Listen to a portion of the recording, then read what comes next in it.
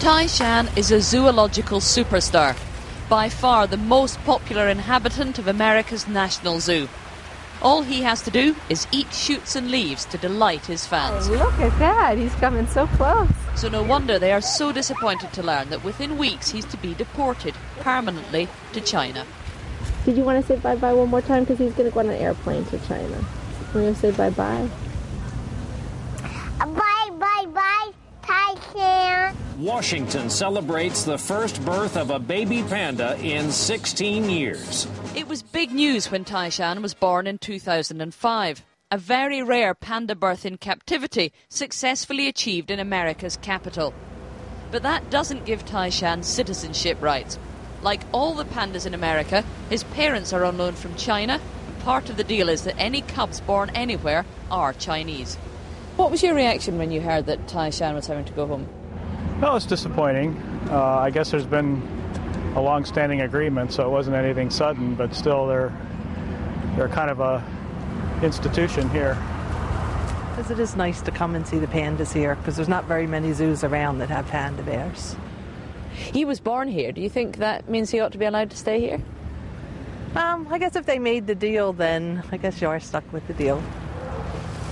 At 4 years of age, Tai Shan is now old enough to father his own cubs. The Chinese expect him to come and perform his patriotic duty in a country he's never seen before.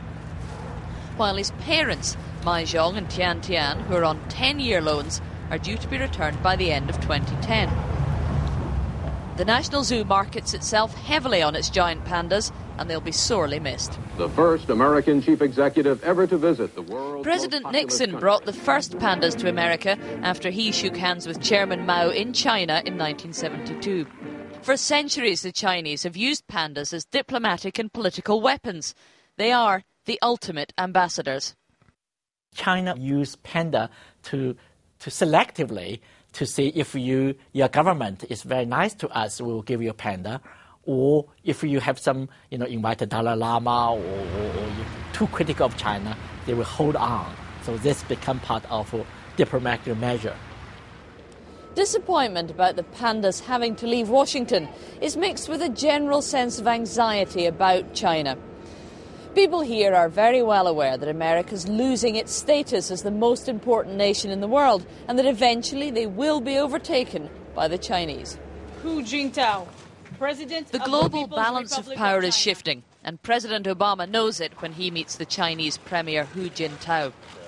Since the financial crisis, America now owes China $800 billion, and no one can afford to upset the bank manager when you have that kind of overdraft. Visiting China last month, Obama didn't lecture them on human rights, Tibet or Taiwan as previous American presidents used to. Because whether it's dealing with North Korea and Iran's nuclear ambitions or trying to tackle climate change, America needs China like never before. Well, it's partly reflects China's growing economic importance for the United States. It does not make sense that at the same time we borrow money from China, need China's cooperation economically and also in other areas, but at the same time just criticize China or lecture China. You can see how times have changed. George W. Bush deliberately infuriated the Chinese by giving the Dalai Lama the Congressional Gold Medal in a grand public ceremony. This year, when His Holiness came to Washington, he wasn't even invited inside the White House. He's never met President Obama. China controls the entire panda population of the world, and they charge $1 million a year for every bear they lend out. There's no reason to believe China is insisting Washington's pandas be returned to punish America or the Obama administration. But Washington Zoo is very eager to negotiate another panda loan. And for that to happen, they have to hope their government stays on good terms with Beijing. Sarah Smith, Channel 4 News, Washington.